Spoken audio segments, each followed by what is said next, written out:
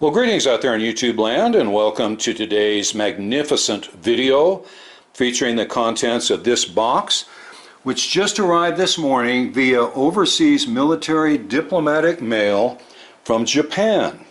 Okay, so if you're as curious as I am to see what's inside, let's get started. Boy, is this amp beautifully packed. Got a styrofoam sheet protecting the top layer of foam, and then all over the inner box they've glued this foam to further protect it. You know, it's probably just as well I'm opening this out in the workshop away from Jack. If he had any idea that this was from Japan, you know he'd be sniffing it for illicit sushi. Well, here's the inner parcel, all nicely wrapped in a bubble wrap. We can see that it appears to be a Tweed Fender amp. Let's go ahead and finish the unwrapping and see exactly what we've got. Well, merciful Minerva, look at what we have here. The very rare and elusive Fender Harvard amp. We're all familiar with the Princeton, but they also came out with a Harvard. Rumor has it they even made a Yale model, but all of them ended up in Washington, D.C. Let's take a look at the Tweed. Looks like it's got some water damage, probably a new handle at some time in the past. A little frayed on the edges. Really nice oxblood grill cloth. The bottom Tweed might have gotten damp at some time, and it's in not the greatest shape, but boy, the rest of the cabinet sure is. Let's turn it around and take a look at the rear. And here we see that the rear panels are every bit as nice as the rest of the amp, but most of all, check out this incredible control panel. It looks like it's about 4 days old. Just perfect. And you know that on these Tweed amps, the control panel is generally the first thing to go. Very, very nice. Okay, let's go ahead and pull the upper rear panel so that we can see the circuitry and also get these packages out, which are probably containing the tubes. The upper back panel has been removed, and as we can see, this is absolutely pristine mint original. Notice up here something you don't see often in these smaller Fender amps is a Selenium Rectifier. We'll get into why we see it in just a few moments. We also see that we have the yellow astrons, not the blue astrons. The yellow astrons are not held in that high of esteem, okay, and they sometimes fail. The blue astrons are pretty well bulletproof. Let's look down here at the speaker. We see that it is the P10R Jensen Speaker, which is Alnico, and the date code is 220 for Jensen, and looks like 513 or 515, which would stand for the 13th week of 1955. Now that goes along with the most likely dating of this amp, and we can determine that in one other way, I'll show you in just a minute, as being a 1955 version of the Fender Harvard. Let's look in here at the tube chart. We'll see some things here that are rather unusual. Look up at the top, it looks like a GD on the stamped code here for the month and date, G being the 7th month, D being the 4th year. So it would look like this would be the 7th month of 1954 that these are printed up. That seems a little early for a 1955 amp, but one never knows. The other thing that's very important is look down here at the first preamp tube, the 6 AV6. Now that is a very uncommon first preamp tube. I'm going to show you in just a minute what type of tube it is, but it changed in 1956 to a 6AT6. So once again, the fact that this shows a 6AV6 tells us this is a 1955 version of the Harvard amp. The cabinet is obviously pine. The finger joints are, I hate to use the word crude, but you can tell they were kind of done in a garage workshop, not in a big factory, which is exactly what you would expect on these earlier amps. The cord is the typical 2-wire with the rubber covering and the 2-prong plug. Before we start work on this amp, let's have a brief discussion of the history of the Harvard amp. Because they're so rare and so little is generally known by even collectors about them, I think it might be interesting to discuss sort of the position it filled in the Fender product line and what was very unusual about its circuit. First off, the circuits from 1955 to 1961 that were used in the Harvard amp was a number 5 F10. Now that's the circuit that's in this particular amp.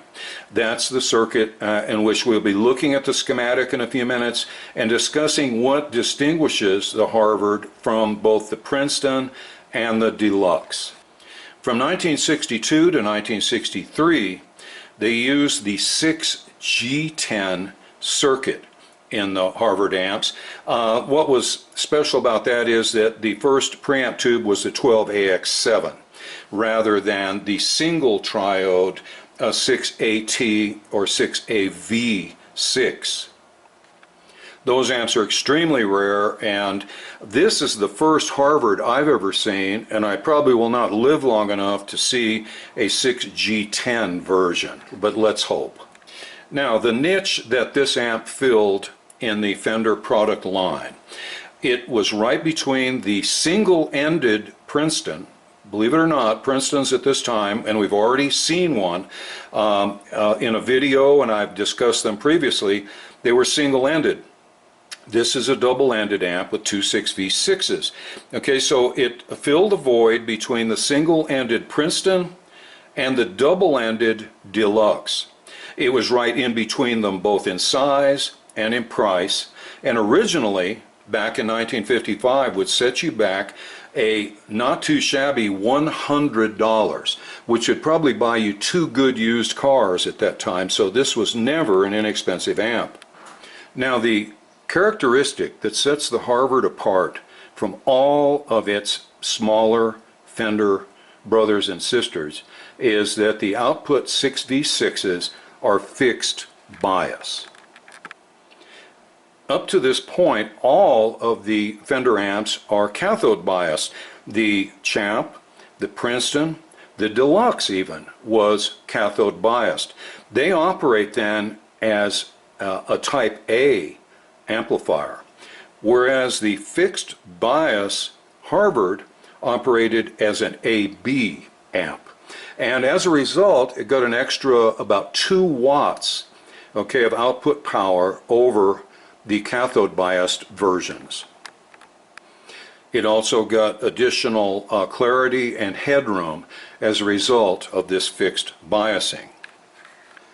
Now, back in '55, they used the Selenium Rectifier that you see up here to provide the negative DC bias voltage for the grids of the 6V6s.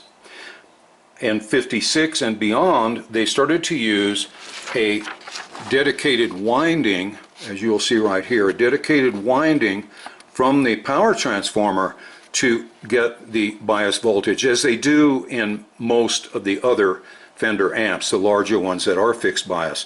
So that's another unique feature of this early 1955 version, that it has the Selenium Rectifier. So with all that said, we have here just a beautiful, unmolested version of the 1955 Fender Harvard amp. It has unique features that distinguish it from the Princeton and the Deluxe that it coexisted with. Okay, it lasted from 1955 to 1963, and it has fixed bias 6V6s at a very early time in Fender's circuit development. As a result, I think we can expect more power, more volume, more clarity, more headroom than a deluxe amp from about the same period of time. It's always good to see the sheet of asbestos on the inside of the upper rear panel. That always gives us an opportunity to scratch and sniff at our heart's content. Let's set this jewel aside for later and take a look at the inside of the chassis. Let's take a look at the 6AT6 triode versus the 6AV6. Now our amp 55 first year had the 6AV6 triode. The pinout is exactly the same as the AT6, but about the only difference is the amplification factor is 100 for the 6AV6, the same as one of the triodes in a 12AX7, whereas the AT6 had a slightly lower amplification factor. So I think we could expect a little more output from this first year amp. Now I know you're all familiar with the normal triode anatomical parts that we see here, the cathode, the grid, and the plate in both the 6AT6 and 6AV6, but there's two more little structures down here that are both plates which allow it to also be a full wave rectifier. Okay, very much like a 5Y3. Okay, so why are they in here? Well, these tubes were used in radios, and in radios you can look this up for more detail, but you modulate a carrier signal. Okay, the carrier signal is very high frequency and it can be transmitted great distances, but when you modulate the amplitude, that's what an AM radio is, amplitude modulation. You modulate the amplitude of the carrier wave. It comes into the radio, and these two little diode plates here act as a detector. The word detector in radios means that it will rectify the carrier wave and reduce it to a single sinusoidal waveform that then the amplifier of the radio can amplify to make the speaker move and give us the sound that we hear. We don't need these, of course, in a audio amplifier because it's not, well, it's not a radio for one thing, but these tubes were readily available and dirt cheap back in the early 50s. That's why they were used. Okay, you could probably get these things for pennies. And Leo Fender, being a good businessman and a radio repairman, knew about them and took advantage of that. Now the schematic I'll be using for this amp is the 1956 version. I don't know why they do this in code, but this was done in June of 1956. Okay, it is the 5F10 circuit, which is the same as our circuit, except there will be no Selenium Rectifier, and it will show a 6AT6 instead of the 6AV6.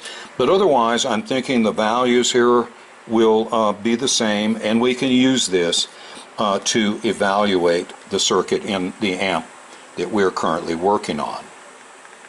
Now the really unique sort of defining characteristic of the Harvard circuit is that the 66 tubes are fixed bias. They are not cathode biased like the Princeton of that time or the Deluxe at the same time. They are fixed bias, and the way that's done is there is a dedicated winding from the power transformer that goes through a 6800 ohm resistor, and in this case not a diode but a selenium rectifier. It's smoothed here and then sent up to the grids of the 6V6s. So unlike its brothers, both the smaller Princeton and the larger Deluxe, these output tubes have fixed bias. What's the advantage of that? Well, you get about 2 extra watts of output power. You also get more headroom and more clarity. Now some people have a great deal of fear and loathing when it comes to selenium rectifiers. In their minds, the toxicity will somehow seep out of the cabinet or the unit itself will simply crawl out of the cabinet and molest your wife and give your daughter hickeys and do God knows what to your dog, okay? I haven't found all of that to be completely true. I tend to trust them. If they work, I leave them. If they don't, I replace them. We'll see how this one works, and we'll decide what to do with it.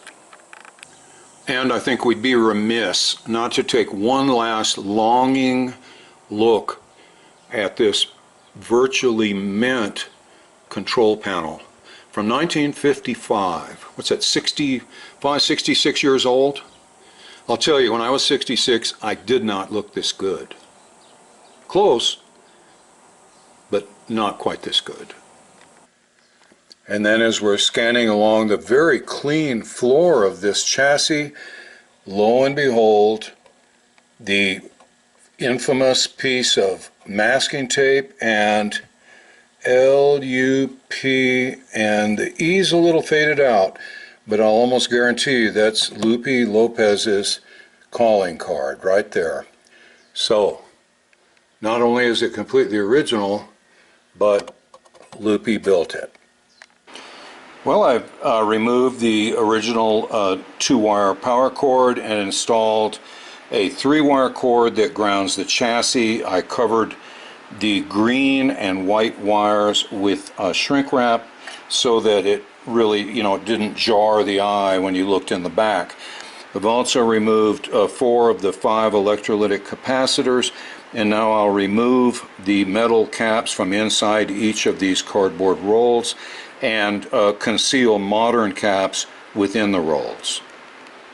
Now all 5 of the metal-bodied electrolytic capacitors have been removed from their outer cardboard shells, and now I will fill these shells with brand new electrolytics that match the value that's marked on the shell.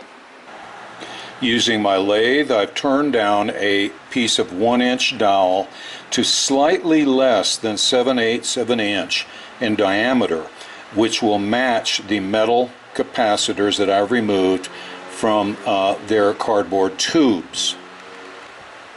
I'm now going to cut this into discs, which I will use at each end of the cardboard disc with the F&T cap in between.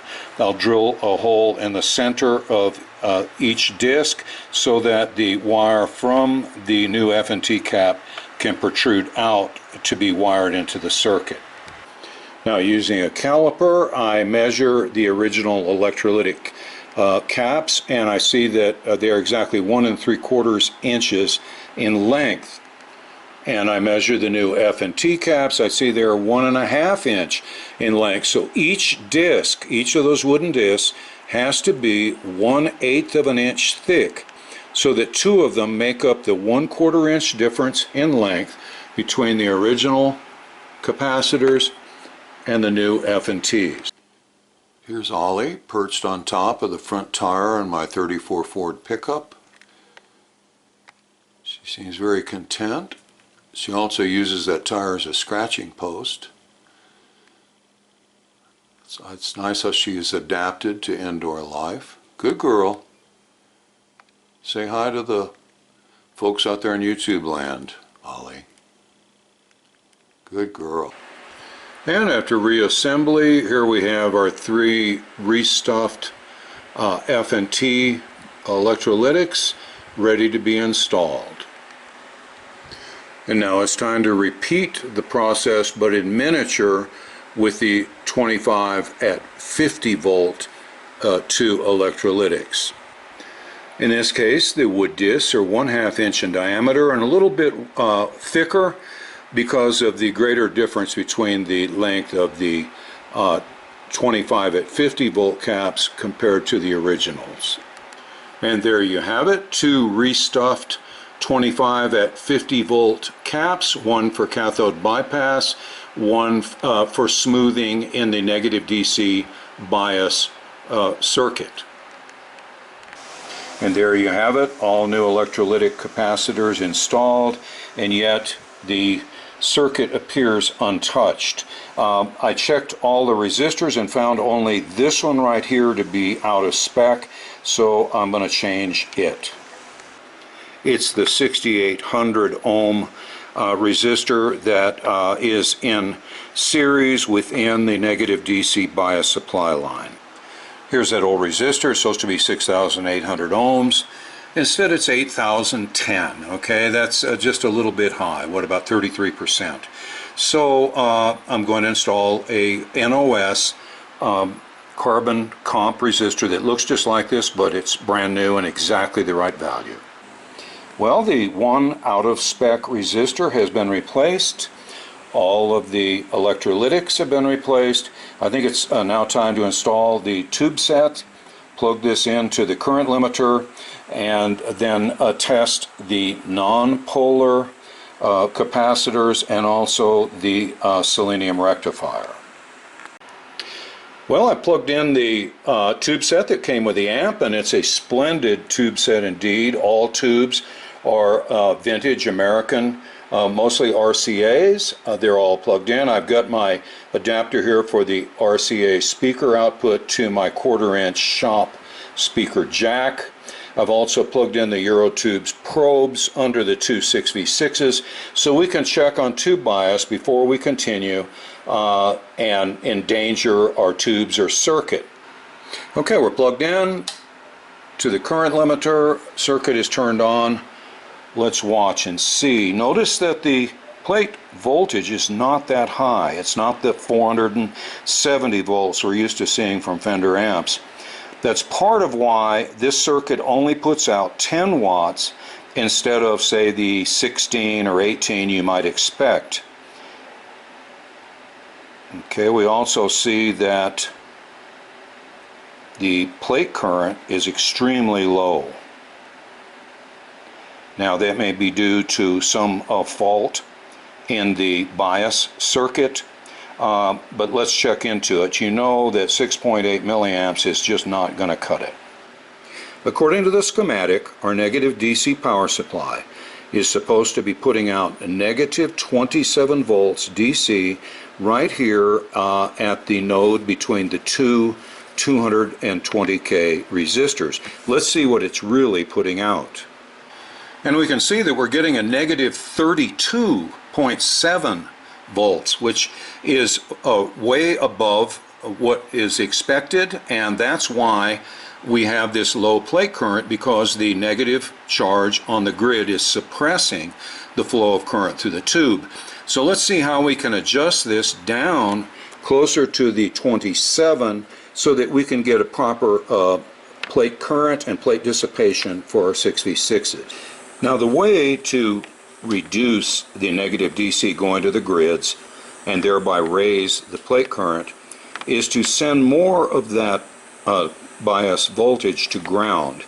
And here's the 56K resistor that controls how much of it goes to ground and how much of it continues up here to the grids. Now what I will do is clip in a resistance substitution box in parallel with the 56K resistor. And then starting at a very high, I'm going to say 680,000 ohms, in parallel with the 56K. Remember that with a resistor here in parallel is going to reduce this value. I'm going to start clicking in less and less resistance until we come up with the perfect amount of negative DC going to ground and the remainder of it going up here to our grids. Now to find the ideal bias resistor value, I've hooked in a resistance substitution box in parallel with that resistor. Then I'm going to dial in different values of parallel resistance, and then over on the meter we can read what the total resistance is, the net resistance is of the two parallel resistors. I'm starting here with 68K in parallel with the 56K that's already on the circuit. Let's turn on the amp, see what our plate current is, and see what type of bias resistance it takes to get about 30 milliamps in coursing through our 6v6 output tube. Well, with the 68K in parallel, we're up to, what, 10.5. Let me drop down to 47K, 33K, 22, 10K, 10K, and we're getting close to 30. At 6.8K in parallel, we're at 31.8.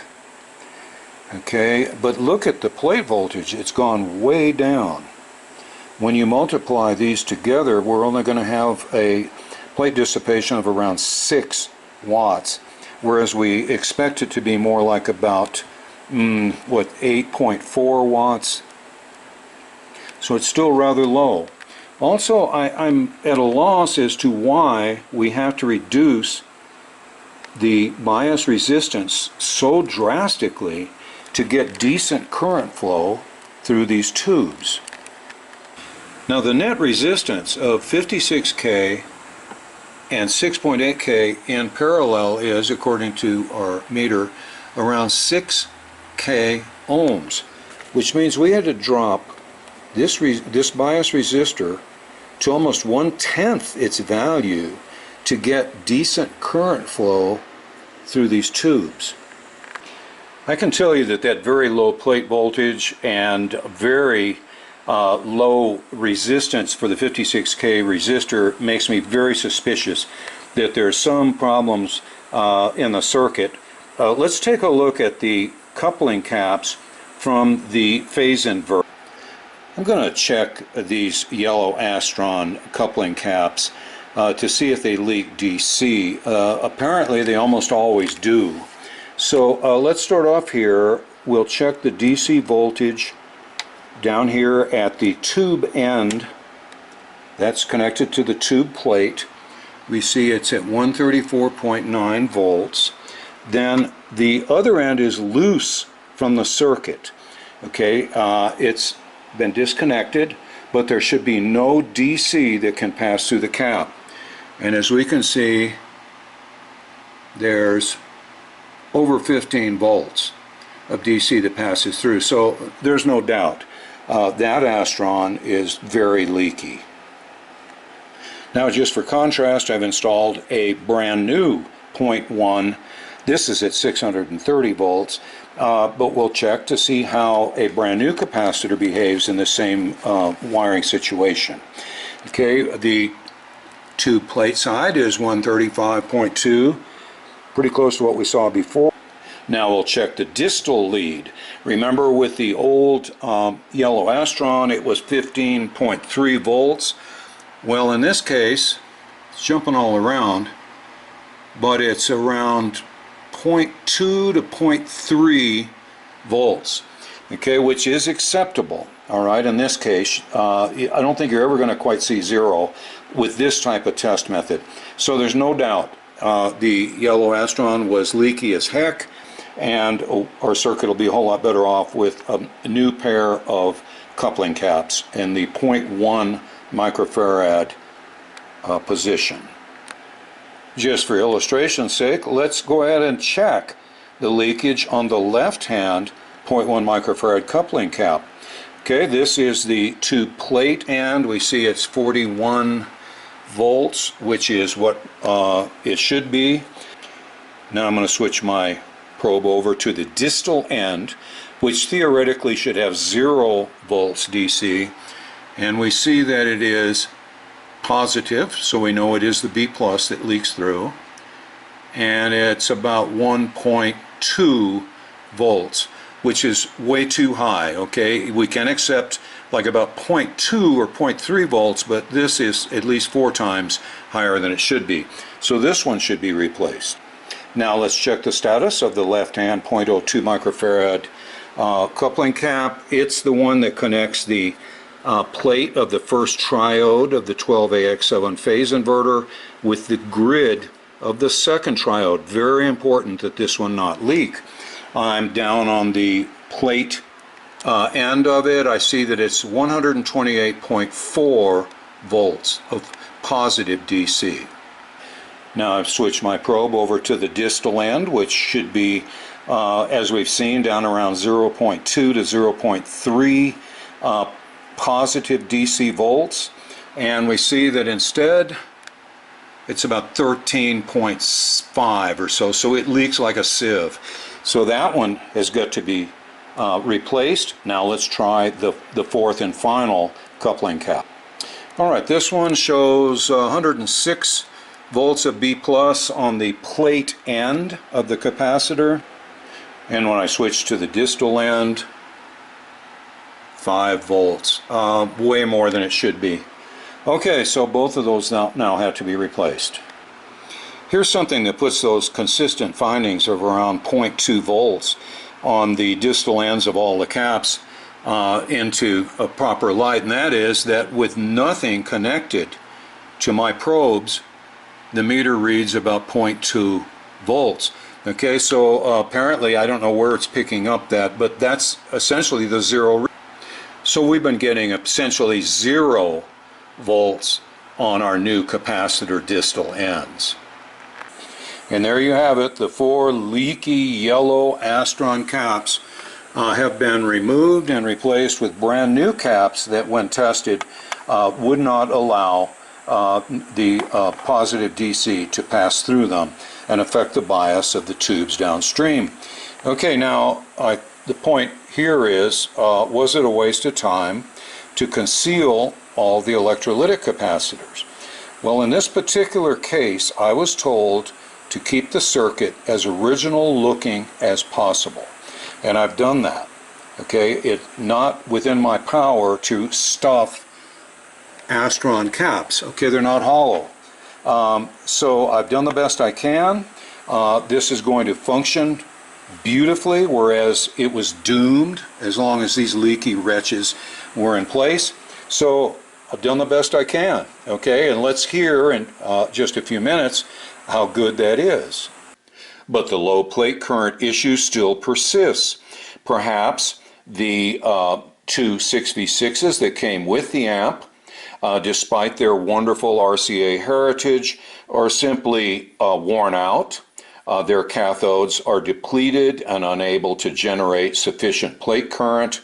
I think the best way to test that would be, let's substitute in some known good 6v6s and see if they can produce proper plate current while the original tube cannot.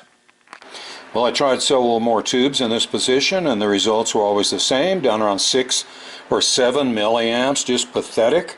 So the only other possible culprit could be the Selenium Rectifier, although if it's not working well, you'd think it would be putting out a low negative DC bias voltage, which would make the tubes run too hot, not too cold. But just the same, I'm going to substitute a diode right here and kind of bypass that rectifier and see if it changes our findings. Alright, I've replaced the Selenium Rectifier with a diode, and if you're doing this at home, the striped end is toward the tubes. This is the negative output end here. Remember, we want negative DC for our bias voltage, so you have to be sure that it is in this orientation with the stripe at the bottom toward the tubes. Okay, I've turned it on. Let's see if this affects the plate current at all. I doubt it, but you've got to touch all the bases. Nope, as predicted, it has no effect whatsoever.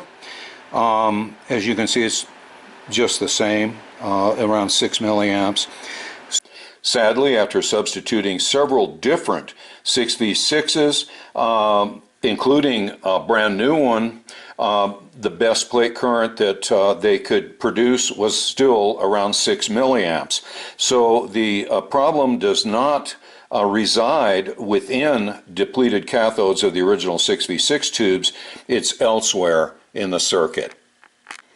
Which brings us to the rather harsh reality that after eliminating the output tubes, the Selenium Rectifier, replacing it with a diode, replacing all the electrolytics, replacing the coupling caps, testing the amp plugged into the current limiter and directly into the AC outlet to eliminate the reduction of current that the current limiter can cause, and still only getting 6 milliamps out of the output tubes. There can be only one remaining culprit that I can see. Oh, also I tested and replaced any out-of-spec resistors in the circuit, and that is perhaps this seemingly completely original power transformer is simply unable to provide the current that is necessary for the circuit. It's a tiny little power transformer, much smaller than you might expect on a push-pull fixed bias amp, and I've also mapped out all of the windings in the transformer to see if perhaps there was some error in that they were using like the center tap and grounding the bias output lead and things like that, but no, using resistance mapping, the transformer is wired properly. It's just too weak to provide the necessary current levels that the circuit requires. Now, what do we do? Do we replace the power transformer and really have a negative effect on the value of this amplifier by changing its originality so dramatically? Or, as we have seen, by reducing the value of the bias resistor, we can get the circuit up to providing around 31 milliamps of current through our output tubes. Granted, the plate voltage then goes way down to just over 200 volts, and the resulting plate dissipation is only like around 6 or 7 watts, not the 8.4 watts that is ideal. So here's what I propose. Rather than taking the drastic step of replacing the power transformer, let's reduce the value of the bias resistor down to around 6K ohms, force our tubes to conduct around 31 or so milliamps of plate current, and see how it sounds. If it sounds good or good enough, then leave it like this. If it doesn't, if it's flat, dead, and just sounds lousy, then I will contact the owner and see if they're willing to allow me to replace this power transformer. One consideration that occurred to me while pondering the reduction of this bias resistor down to 6K is that will cause a great deal of current to flow to ground. Now we're operating here with sort of a current-starved circuit, and that just seemed wasteful. So rather than reducing the value of the bias resistor, I'm going to increase the value of this resistor and limit the flow of current to the grids rather than sending the majority of it to ground. So this 6,800 ohm resistor has been changed to a 68K resistor. In so doing, I have created the proper bias for the 31 or so milliamps of current, and I've left the bias resistor as is and curtailed the amount of wasted current in the bias circuit. That said, let's hook this up to the cabinet speaker and strum a few tunes through the input jacks and see how this jewel sounds, if it sounds good enough or not. Okay, so give me a second to button it all up and we'll proceed with an audio demonstration. Also, in response to many of the comments I've gotten over amps of this sort, I am going to include a statement with the amp for future techs telling them exactly what's been done. Disconnection of the Selenium Rectifier, stuffing of the electrolytics, and alteration of the bias circuit. All right, in preparation for our audio test, I've reinstalled the chassis in the cabinet, and I also replaced the rectifier tube. It occurred to me that maybe we had a weak rectifier. I replaced it with a known good one, and it made no difference whatsoever. So I've cranked up the plate dissipation on the 266s to around like 6.8, almost 7 watts. So it's close to 60% of a maximum. And I honestly think, despite the low plate voltage, that we're going to get pretty good tone. I did some reading about the effects of low plate voltage, and it really doesn't affect tone much, but it does possibly affect volume. So we'll be looking for that. Okay, so let's turn this around. Use our SM57 mic at the aimed properly at the speaker, and have Ollie and Jack play a few tunes for us, and let's see what we think of this little gem. Also, for this test, we'll be plugged directly into our AC supply to get the maximum possible current and voltage. Okay, here's our setup, and I found doing our level testing that there's more than enough volume. In fact, at a setting of about 3, it's almost unpleasantly loud. It's also very, very clear, so I have cranked down the treble a little bit. I'm favoring the bass with a tone setting of 3. Okay, so we're at 3 and 3. Let's play some tunes and see what we think.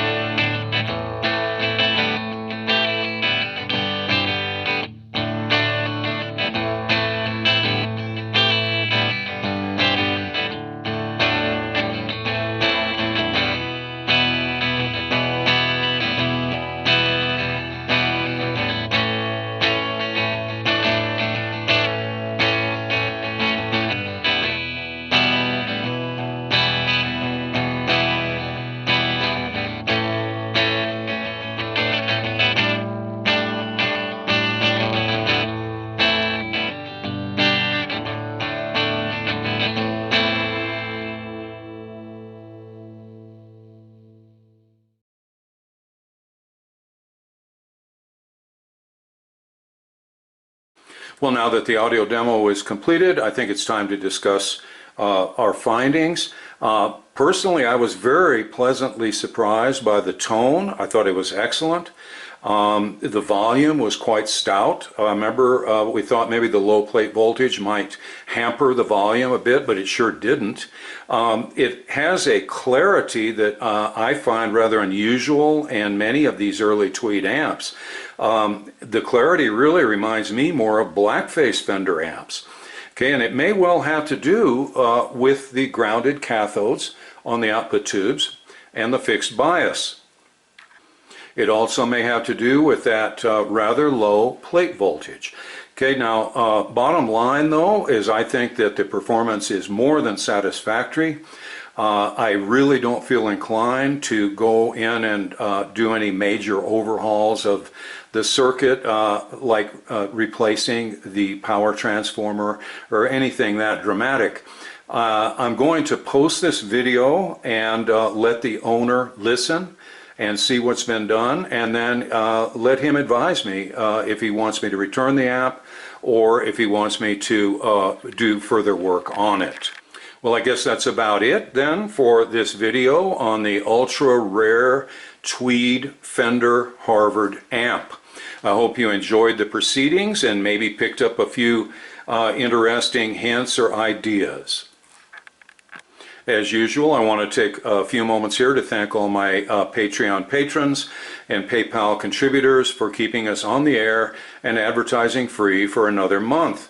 If there are ads in my videos, I didn't put them there and I didn't give permission for them to be there, and I collect not 1 cent from them. Okay, I would not personally do anything that would inflict advertising on you. I know how much I hate it, and I try not to be a hypocrite in that regard. So thank you to those who do support this channel. If you'd like to join them, I'll put links in the video description to enable you to do so. It's been a rather hot and hectic 2 months here, and there will be no part 2 video. I'm sorry, maybe in the future, but for now we're just going to sign off and wish you all the very best from Jack, Ollie, Casey, and myself, and we hope to see you again in the near future. Bye for now.